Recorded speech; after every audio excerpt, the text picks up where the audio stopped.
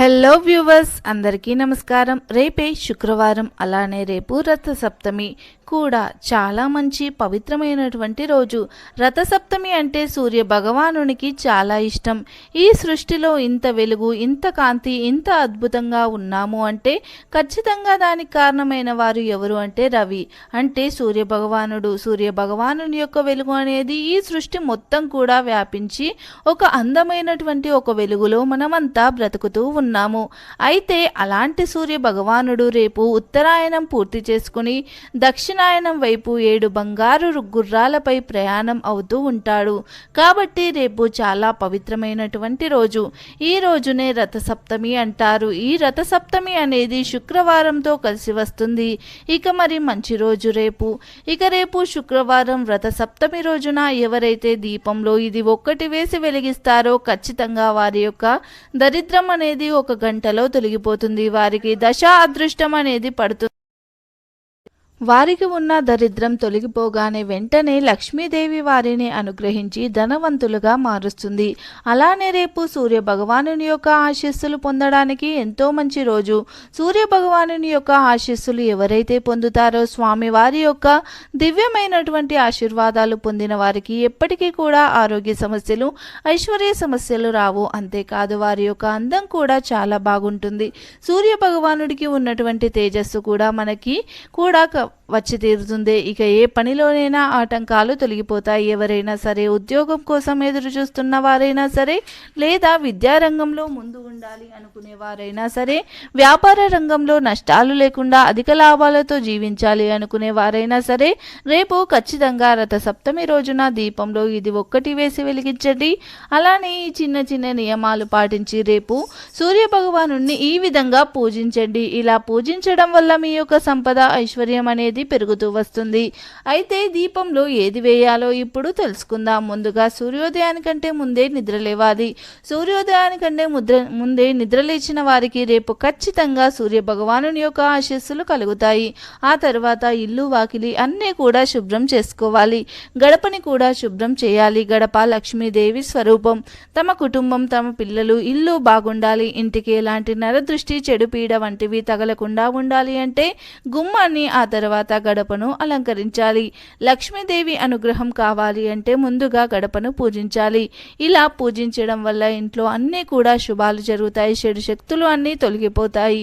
ఇంటికి పట్టిన దృష్టి దోషాలు పోతాయి. అన్నీ బాగుండాలి అని చేసే పూజలో గడప పూజ కూడా ఒకటి. కాబట్టి గడపను ఎప్పుడూ పూజిస్తూ ఉంటే ఇంటికి ఏ దిష్టి దోషము తగలదు. ఇంట్లోని వారంతా కూడా చాలా బాగుంటారు. ఇక వారు అనుకున్న పనులు అనుకున్న విధంగా పూర్తవుతాయి. లక్ష్మీదేవి కటాక్షం అందరిపై కూడా ఉంటుంది. ఇక ఈ విధంగా గడపను పూజించాక సింహద్వారానికి ఇరువైపులా కూడా అష్టదళ పద్మాన్ని కానీ లేదా పద్మం ముగ్గుని కానీ వేయాలి. ఆ తర్వాత మనం సింహద్వారం పైన అంటే గడప పైన ఎర్రని పుష్పాలు లేదా ఆరెంజ్ కలర్లో ఉండే పుష్పాలను పెట్టాలి. అలానే ఒక రాగి చెంబుని తీసుకుని అందులో నీటిని పోసి అందులో ఒక ఎర్రని పుష్పాన్ని వేసి తూర్పుకు అంటే తూర్పు వైపున ఆ రాగి చెంబుని ఉంచాలి. అలా ఉంచితే కనుక సూర్య భగవానుని యొక్క ఆశీస్సులు కలుగుతాయి. అలానే ఇక తలంటు స్నానం చేయాలి. స్నానం చేసే సమయంలో జిల్లేడు ఆకులు, రేగు పండ్లతో స్నానం చేయాలి. ఇలా చేస్తే మీ యొక్క దరిద్రాలు అన్నీ తొలగిపోతాయి. ఎన్నో జన్మల నుండి అంటే ఏలినాటి శని ఉంటుంది కదా, చాలా మందికి తరతరాల నుండి శని ఉంటుంది.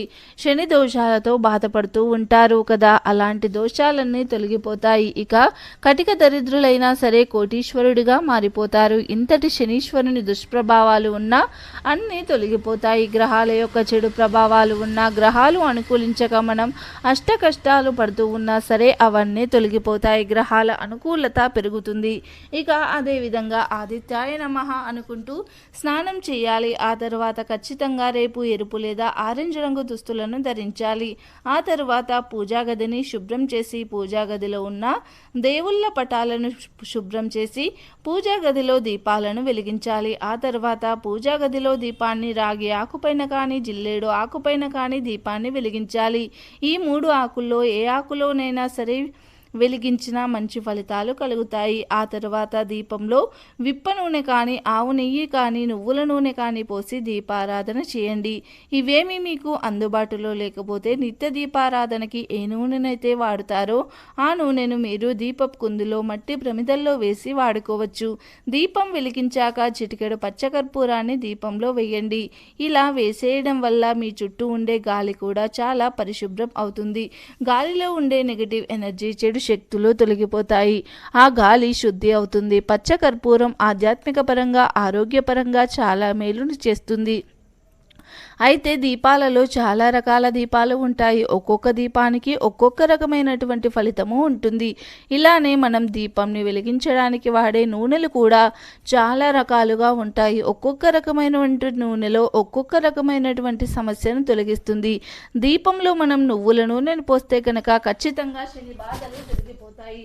విప్ప నూనెతో దీపారాధన చేస్తే కోటి దీపాలు వెలిగించినంత పుణ్యం కలుగుతుంది. అంతేకాదు ఆవు నెయ్యితో దీపారాధన చేస్తే లక్ష్మీదేవి కటాక్షం కలుగుతుంది. హిందూ గ్రంథాల ప్రకారం చూసుకున్నట్లయినా, పురాణాల ప్రకారం చూసుకున్నట్లయినా దీపానికి చాలా ప్రాముఖ్యత ఉంటుంది. ప్రతి పూజలో, పరిహారంలోనూ, అదేవిధంగా ప్రతి వ్రతంలోనూ మంచి చెడు శుభకార్యం ఎక్కడైనా దీపం వెలగవలసిందే. అశుభ కార్యాల్లో కూడా దీపం వెలుగుతుందా అంటే వెలుగుతుంది. కాకపోతే దానికి నియమనిష్టలు అనేవి ఏవి ఉండవు. దీపం ఒకే ప్రమిదలో వెలిగిస్తూ ఉంటారు. ఒకే వత్తిని వేస్తూ ఉంటారు. నూనె ఏదైనా వాడుతూ ఉంటారు. దీపం కుందు కింద ఏది పెట్టకుండా వెలిగిస్తూ ఉంటారు. ఇది అశుభకరమైనటువంటి దీపం. ఇక అదే విధంగా శుభకరమైనటువంటి దీపం ఎలా ఉంటుంది అంటే దీపం ముందు కింద ఏదైనా ఒక ఆకు, ఖచ్చితంగా అది శుభకరమైనటువంటి దీపం. అయితే మట్టి ప్రమిదలు, 2 మట్టి ప్రమిదలను వెలిగిస్తే ఒక ప్రమిదపై ఒక ప్రమిదను ఉంచుతూ ఉంటాము. అలానే ఆ ప్రమిదల కింద తమలపాకు కానీ, జిల్లేడు ఆకు కానీ, రాగి ఆకు కానీ ఏదైనా సరే, ఏదైనా ఒక హారతితో అయినా పెడుతూ ఉంటాము. కానీ కటిక నేలపై మాత్రం దీపాన్ని వెలిగించము. అదే శుభకరమైనటువంటి దీపము.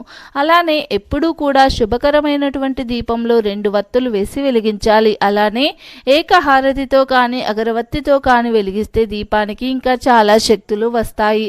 దైవశక్తి మరింత ఎక్కువగా పెరుగుతుంది. దీపం వెలిగించాలని ఆ ప్రదేశంలో తెలియని కాంతి, శోభ, అలంకారమయంగా ఉంటుంది. చూడడానికి కన్నుల విందుగా ఉంటుంది. అంతేకాదు ఆ క్షణంలో దైవం కూడా అక్కడ తిష్ట వేసుకుని కూర్చున్నట్లుగా ఒక పాజిటివ్ ఎనర్జీ అనేది అక్కడ వస్తుంది. అలా మనకు ప్రతినిత్యం కూడా పూజా గదిలో దీపాన్ని వెలిగిస్తూ ఇంట్లో ఏ చెడు శక్తులు నిలవవు. ఎక్కడైతే చీకటి ఉంటుందో, ఎక్కడైతే నిత్య దీపారాధన జరగదో, ఎక్కడైతే లక్ష్మీదేవిని పూజించరో, ఎక్కడైతే దైవ భక్తి భావన ఉండదో, అక్కడే జ్యేష్ఠాదేవి తిష్ట వేసుకొని కూర్చుంటుంది. ఎక్కడైతే పరిశుభ్రత, సువాసన ఉండదో, ఎక్కడైతే గౌరవ మర్యాదలు ఉండవో, ఎక్కడైతే పెద్దవారిని హింసిస్తూ ఉంటారో, ఎక్కడైతే అనవసరమైనటువంటి కారణాలతో ఉంటారో అలాంటి ఇంట్లో జ్యేష్ఠాదేవి తిష్ట వేసుకొని కూర్చుంటుంది. లక్ష్మీదేవి అనుగ్రహం పొందాలి అంటే కల్లా కపడం లేకుండా, ఇతరులను హింసించకుండా, ఇతరులను బాధ పెట్టకుండా, అనవసరంగా ఎవరిని ఎలాంటి మాటలతో బాధ పెట్టకుండా ఉంటే ఆ క్షణంలో ఆ చోటు లక్ష్మీదేవి ఉంటుంది. అదేవిధంగా రేపు చాలా మంచి రోజు. రథసప్తమి అంటే చాలా పవిత్రమైనటువంటి రోజు. శుక్రవారంతో కలిసి వస్తుంది. రేపు కానీ మీరు సూర్య భగవాను ఈ విధంగా పూజిస్తే మీ ఇంట్లో అష్టైశ్వర్యాలు కురవడం ఖాయం. గంటలో మీ దరిద్రం తొలగిపోతుంది. ఎన్నడూ చూడని అద్భుతాలను మీరు చూసి ఖచ్చితంగా షాక్ అవుతారు. అయితే ఏం చేయాలి అంటే రేపు రథసప్తమి రోజున సూర్య భగవానునికి ఆజ్యం సమర్పించడం మర్చిపోవద్దు. ఆజ్యం సమర్పించాక సూర్య భగవానునికి పెట్టే నైవేద్యం అనేది ఆరు బయట సూర్యకిరణాలు తగిలే విధంగా వండాలి. అది కూడా ఆవు పేడ పిడకలతో వండాలి. అయితే పూర్వకాలంలో అయితే ఆవు పేడతో చేసిన పిడకలపైన నిప్పంటించి అందులో మాత్రమే పాయసాన్ని తయారు చేసేవారు. ఆ పాయసాన్ని ఎలా తయారు చేసేవారు అంటే స్వచ్ఛమైన ఆవు పాలు, చెరుకు, బెల్లం, కొత్త బియ్యం, ఇక ఆవు నెయ్యి వాడి ప్రసాదాన్ని ఆవు పేడతో చేసినటువంటి పిడకలపైన చాలా నియమనిష్టలతో పద్ధతిగా తయారు చేసేవారు. అప్పటి కాలంలో ఆ ప్రసాదంలో చాలా రుచితో పాటు ఎంతో ఆరోగ్య గుణాలు కలిగి ఉండేవి. ఎందుకంటే సూర్యకిరణాలు తగిలే చోటు ఎక్కడైనా ఔషధం ఉంటుంది. సూర్యకిరణాలు తగిలి ఆ యొక్క వంట అనేది చాలా పవిత్రంగానూ ఆరోగ్యకరంగానూ మారిపోతుంది. కానీ ఇప్పుడున్న సిచ్యువేషన్స్ ప్రకారం అందరికీ ఆవు పేడ పిడకలు దొరకకపోవచ్చు, ఆరు బయట వండడం కుదరకపోవచ్చు. ఇక అలా వండడం కుదరకపోయిన వారు కూడా గ్యాస్ స్టవ్ని శుభ్రం చేసి కడిగి ఆ తర్వాత గ్యాస్ స్టవ్కి పసుపు కుంకుమ బొట్లను పెట్టి ఆవు పాలతో ప్రసాదాన్ని నియమ నిష్టలతో తయారు చేయాలి. ఇలా చేసినా పర్వాలేదు.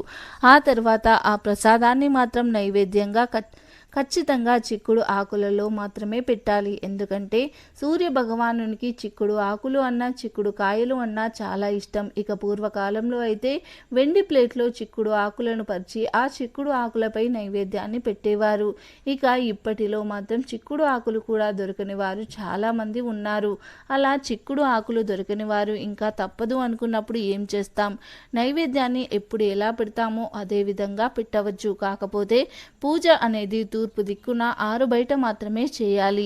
అలానే రేపు చిక్కుడు ఆకులపైన మనం సూర్య భగవానునికి సంబంధించినటువంటి ఓం ఆదిత్యాయ నమః అనే మంత్రాన్ని 11 ఆకులపై రాసి దాన్ని మనం పూజలో ఉపయోగించాలి.